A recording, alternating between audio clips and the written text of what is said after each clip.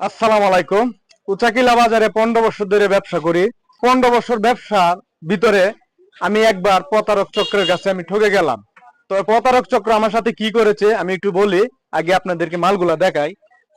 এই যে একটা মাল, এই যে একটা মাল, এই যে একটা মাল, এই তিনটি পণ্য আমার সাথে প্রতারকরা প্রতারণা করে আমার কাছে বিক্রি করেছে, কিন্তু আমি এখনো সেল করতে পারি নাই। কিভাবে বিক্রি করছে একটু শুনেন। প্রথম 2-3 জন লোক আসছে, আইসা আমাকে স্যাম্পল সহ আমাকে বলতেছে, ভাই এই মালটা আছে আপনার কাছে? আমি বলছি যে নাইকা।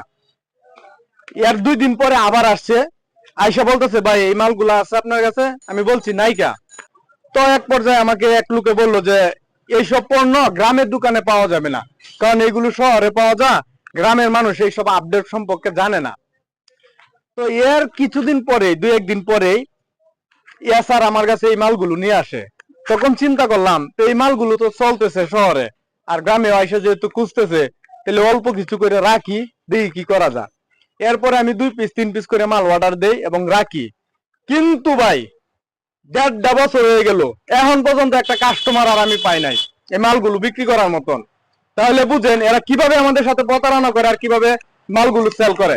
আমার সকল ব্যবসায়ী ভাই বোনদেরকে আমি একটি কথাই বলবো, কখনো যদি কেউ এরকম স্যাম্পল নিয়ে আইসা বলে যে মালগুলো আছে, ইউনিক একটু ব্রেন কাটাবেন যে এই মালগুলো যখন আপনার কাছে নাই, কাভার নিয়ে আসছে, তো পরবর্তীতে যদি 1-2 জন করে আসে, তাহলে বুঝবেন এটা একটা চক্র।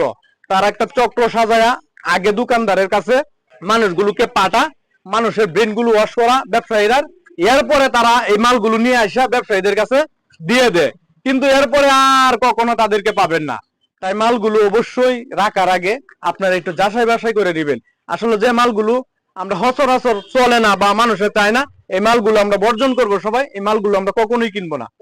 যদি এই ভিডিওটা আপনাদের কাছে ভালো লাগে, তাহলে সকল ব্যবসায়ীরা এই ভিডিওটা একটু শেয়ার করে সবাইকে দেখার সুযোগ করে দিবেন। ধন্যবাদ সকলকে।